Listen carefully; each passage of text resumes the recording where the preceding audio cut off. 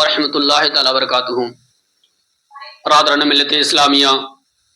اس سے پہلے ویڈیوز میں نے آپ سے بتایا تھا کہ نماز حاجت ہمیں کیسے ادا کرنی ہے اور کب ادا کرنی ہے۔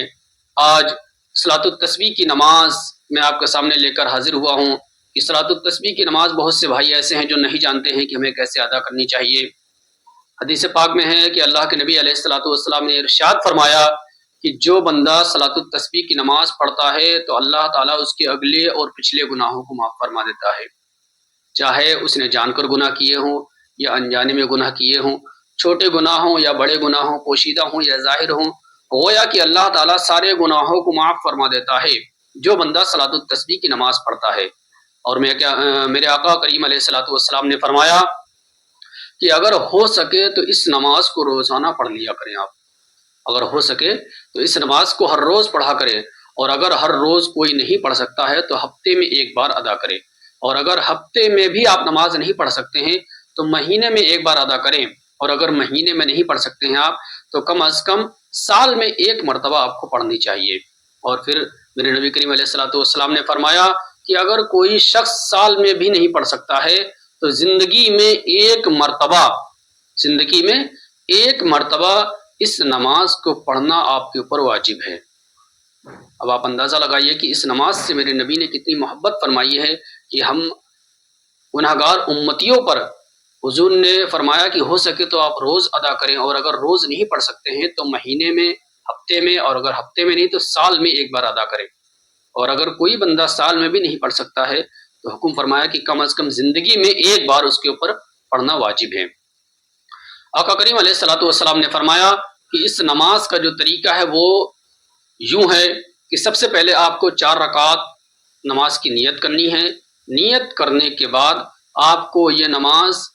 شروع کرنی ہے۔ سب سے پہلے آپ کو پڑھنا ہے سبحانک اللہم و بحمدک و تبارک اسمک و تعالی جدک و لا الہ غیرک۔ یہ پڑھنے کے بعد آپ کو 15 بار ایک تسبیح پڑھنی ہے۔ وہ تسبیح یوں ہے سبحان اللہ والحمد للہ ولا الہ الا اللہ واللہ اکبر۔ یہ تسبیح آپ کو 15 بار پڑھنی ہے، اور 15 بار پڑھنے کے بعد آپ کو پھر ایک بار اعوذ باللہ من الشیطان الرجیم پڑھنا ہے، پھر بسم اللہ الرحمن الرحیم پڑھنا ہے، پھر اس کے بعد سورہ فاتحہ یعنی الحمد شریف پڑھنی ہے، پھر کوئی سورت جو بھی آپ کو یاد ہے وہ ملانی ہے، اور ملانے کے بعد پھر 10 مرتبہ اسی تسبیح کو پڑھنا ہے سبحان اللہ والحمد للہ ولا الہ الا اللہ واللہ اکبر۔ یہ پڑھنے کے بعد پھر آپ کو رکوع میں جانا ہے، رکوع میں 3 بار سبحان ربی العظیم کہنا ہے، پھر 10 مرتبہ یہی تسبیح آپ کو پڑھنی ہے، پھر سمیع اللہ لمن حمدہ کہتے ہوئے کھڑا ہونا ہے، ربنا لک الحمد کہنا ہے، اس کے بعد پھر آپ کو یہی تسبیح 10 مرتبہ پڑھنی ہے، پھر آپ کو سجدے میں جانا ہے، اور سجدے میں بھی سبحان ربی الاعلیٰ کہنے کے بعد 10 مرتبہ آپ کو یہ تسبیح پڑھنی ہے، پھر 10 مرتبہ پڑھنے کے بعد آپ کو سجدے سے سر اٹھانا ہے، پھر آپ کو 10 مرتبہ یہی تسبیح پڑھنی ہے، پھر دوسرے سجدے میں آپ کو جانا ہے سبحان ربی الاعلیٰ کہنا ہے، پھر آپ کو 10 مرتبہ یہی تسبیح پڑھنی ہے، اس کے بعد آپ کو سیدھے کھڑے ہو جانا ہے، اور کھڑے ہونے کے بعد پھر یہی تسبیح آپ کو 15 بار آپ کو پڑھنی ہے سبحان اللہ والحمد للہ ولا الہ الا اللہ واللہ اکبر۔ یہ پڑھنے کے بعد پھر آپ کو سورہ فاتحہ الحمد شریف پڑھنے کے بعد پھر کوئی سورت ملائیں، اور سورت ملانے کے بعد پھر آپ کو 10 مرتبہ یہ تسبیح پڑھنی ہے، پھر آپ کو رکوع میں جانا ہے۔